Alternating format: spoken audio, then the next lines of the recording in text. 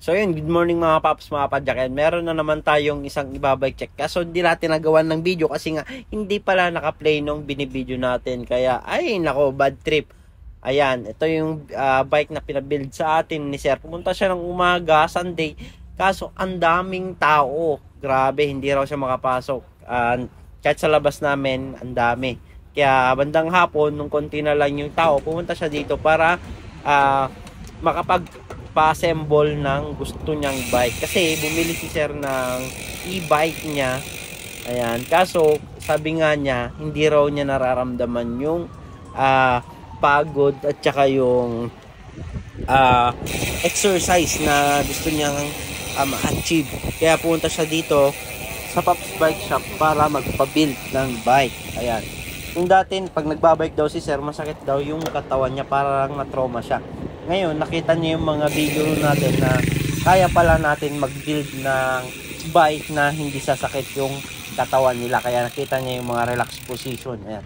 Kaya ganun yung sinunod natin. Yung nakita niyo yung tindigan ng bike is napaka-ganda. Ayan, naka-low-rise, naka-malapad na upuan, naka 1x12. Kasi yung gusto rin ni Sir yung pwede sa akyatan, pwede sa patag. Kaya gusto niya yung malambot na pagpegal.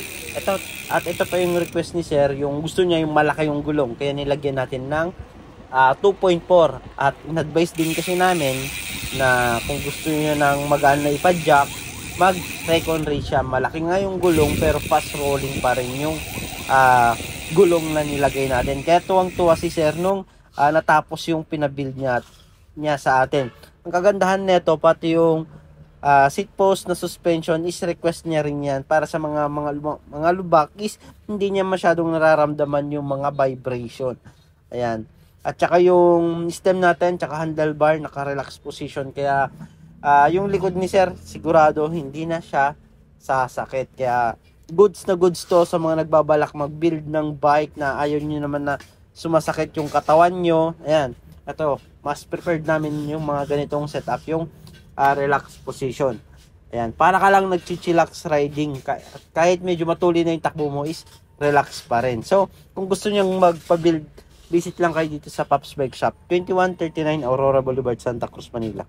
Mga nasa malalayong lugar naman na gusto magpakita ng suportas dito sa Pops Bike Shop at gusto mag-order, ayan, visit lang kayo dito sa mga legit account namin. Dito lang kayo pwedeng makipag-transact para legit at di kayo may scam.